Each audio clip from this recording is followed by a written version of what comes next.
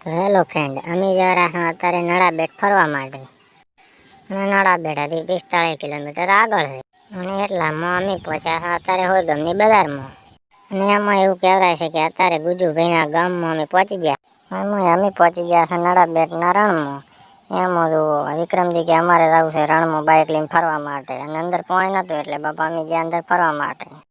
એમાં આપણે હવે જાફરી ખાવાનો દિવસ છે તો સરવણજી પાસે માજી લીધી જાફરી. સરવણજીએ જાફરી આલી તો ખરી, પણ આ જુઓ અમારે મહેશજી પાસે જાફરી હતી ને એટલે મૂડ વગર બેઠા છે પાછા. ને એમાં વિક્રમજી પાછી મસાલો બીજો કાંઈ પડ્યો નહીં એટલે પોતી પાછા ફોન બતાવેલા છે. ફોન બતાવીને ક્યારે મારા પાસે મોબાઈલ છે, લકી છે, બાકી મસાલો જ નથી. એમાં પાસે મહેશજી આવી જાય. એ પણ એમ જ કહે છે કે મારા પાસે એપલની ઘડિયાળ છે, પણ મિત્રો ધ્યાનથી જોજો એપલને નથી, સાદી છે હો પાછી. અને હવે અમારે સાથે તો મોડું ચમ, કારણ કે અમે આવ્યા હતા મોડા એટલે અમે નીકળી ગયા છે અહીંયાથી નળાબેટ મંદિરે. તો મિત્રો અમે પહોંચી ગયા છે હવે નળાબેટ નળેશ્વરી માતાના મંદિરે. અને જો આ છે બેલ.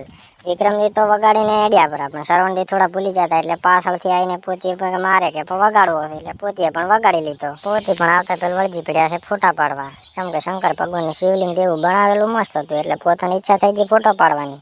મેં કીધું ચાલો ફોટા પાસે પાડશું, પહેલાં આપણે દર્શન કરી લઈએ. અમે જરા છો દર્શન કરવા માટે મંદિરની અંદર. એમાં જો મહેશજી ના પાડે છે કે ફોટા અંદર અલાઉડ છે, પણ જો સરવણજીને થોડી ઠેહાઈ ગઈ છે એટલે ફોટા પાડવાનો હવે વિડીયો શૂટિંગ બંધ કરવો પડશે. એટલે અમે કરી ઝૂમ કરીને વિડીયો કર્યો બંધ ત્યાંથી ને અમે કર્યા હવે દર્શન. અને જુઓ મિત્રો શંકર ભગવાનને પણ લાયા છે એટલે આપણે હવે કેદારનાથ જવું ને પડે. શંકર ભગવાનના દર્શન કરવા તો આવી તો નળાબેટ. અને મિત્રો આટલેથી અમારો વ્લોગ થાય છે પૂરો. આવા ને આવા દેશી વ્લોગ જોવા માટે અમારી ચેનલ લાઈક, શેર ને સબસ્ક્રાઈબ કરો.